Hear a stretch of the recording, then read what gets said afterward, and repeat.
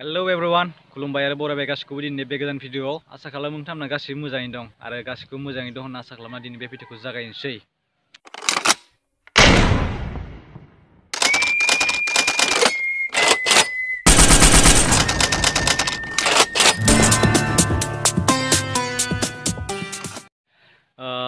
बे ब्लग भिडिअखौ बानायनाया गोबां सम जाबायमोन बा गोबाव सम जाबायमोन।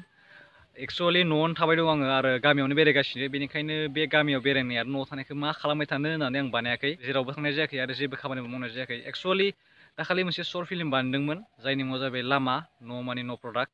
बेखौ बानायनायावबो आङो सम मोनैनि थाखाय बिहाइन्ड दा सिन्स एबा ब्लग बायदि बानायासै। जायखिजाया मोनसे आं ओरैनो केमेराजों खेबनायखौनो जायिखौ होना होबाय आरोना मोनसे भिडिअ।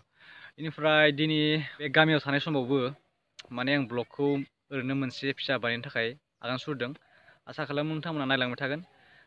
दिनै सासे लोगोआ शर्ट फिल्म बानायनो थाखाय जों गामियाव फैनो हागौ, ओमफ्राय बेयावनो आं एसे ओरैनो ब्लगखौ बानायनो थाखाय सानदों आरोना। अब्ला दायो लोगो मोनसिगोन ना। आरो जायफोर बिथांमोना आंनि बे शर्ट फिल्म लामा न' प्रडाक्टखौ नायाखै बिथांमोना लिंकआव थांनानै नायहैबानो जाबाय। आं डिसक्रिपसनाव लिंकखौ होना होगोन। बेयो आंनि चेनेल, बे प्रिटिसन प्रेजेन्ट चेनेलाव ओंखाराखै। बेयो आंनि मोनसे गोदान इउटुब चेनेल, जोंनि आरोना। बेयो जोंनि मोनसे गोदान इउटुब चेनेल दा हांग्रि बय फिल्मस, बे इउटुब चेनेलावसो ओंखारदों। बेनिखायनो नोंथांमोना लिंकआव थांनानै नायहैबानो जाबाय आरो अननाय होबानो जाबाय। दा आङो गामिनि दखानाव दंफैयो।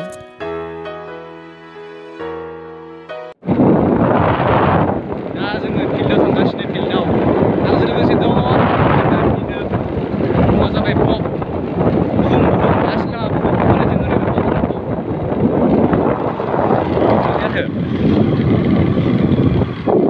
हनै मालाय सिख्लाफोरा खारगासिनो आरो फिल्टार गय बर' सानैसो हिनजावफोरा खारगासिनो फिल्डआव।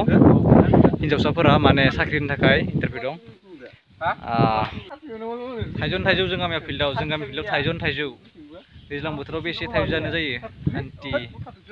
ओमफ्राय बेयाव ओरैनो जग्रा दं, ओरैनो बरियानि फाख्रि बिफां गुदियाव जनो हायो। बे जाहैबाय रायजोनि फुख्रि।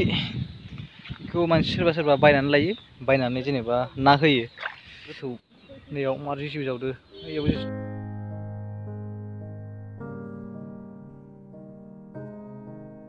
हेल' गाइस, ओमफ्राय आं दा फिल्डनिफ्राय फैनानै न'आव थांनानै एसे ओंखारना फैबाय आरोना। ओमफ्राय दहाय बुंदोंमोन आं सासे जोंनियाव एसे शर्ट फिल्म बानायनो थाखाय फैदों, ओमफ्राय बेयावनो एसे ओंखारनोसै, बेनि उनाव केमेराबो हमना होनोसै आरो। ओमफ्राय दा जों बेयावनो थांनो नागिरदों खालामनो थाखाय। नै दं आंजों लोगोसे जिनियास। थौदो होमबा।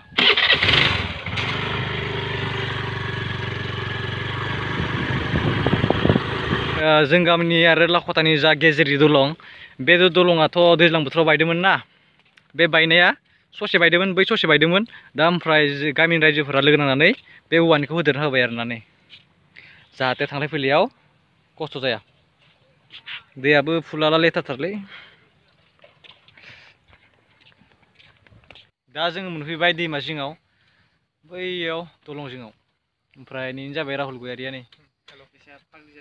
ओमफ्राय मा फिल्मलै खोथानाय आंनो एसे। फिल्म नामा माबालै मोनसे जारिमिन। अ माबायदि इयो? मा टाइप? रमान्टिक टाइप ना मा? ना हिस्ट्रि टाइप? बागै आरो टाइम स्ट'रि। आदसा दे।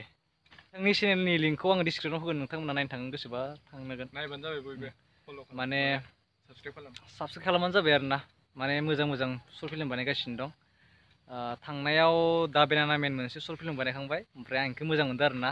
नोंथांमोना थांनानै नायहैबानो जाबाय। आं लिंकखौ होगोन गाहायाव डिसक्रिपसनाव।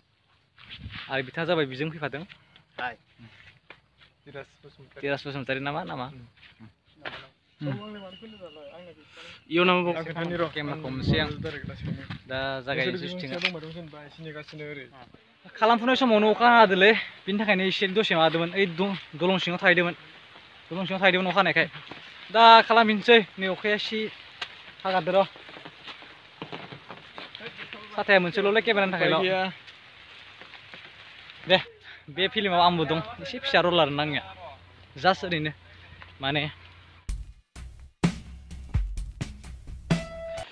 अखाया दिगदार होगासिनोलै खालामफुनाय समाव। नै साथाया माजोलाय नों मबाइल जिरायनाय experience Dia mau kata mau nih lagi nih.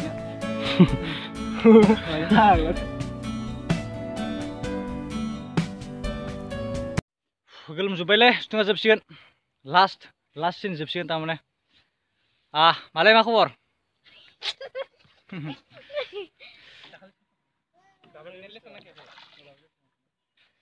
जोब्बायना सुटिंआ जोबथ'बाय दा थांसैलै मेंबाय आरो दुगैनोसै गरमथार मोनबाय खालिदिया दैमा बियो एकदम फुला जाजोब्बाय दैयानो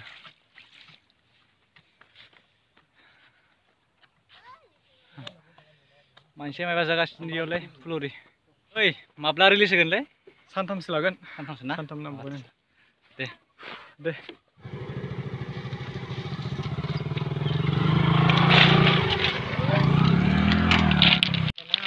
अब्ला लोगोफोर दिनै बे भिडिअ बेखिनियावनोसै आसा खालामो नोंथांमोना मोजां मोनगोन आरो मोजां मोनोब्लाथाय जि खालामनो गोसो खालामदो नोंथांमोननि गोसोसै अब्ला बयनिसिमबो गोजोन्थों एन्ड गुड बाय बुम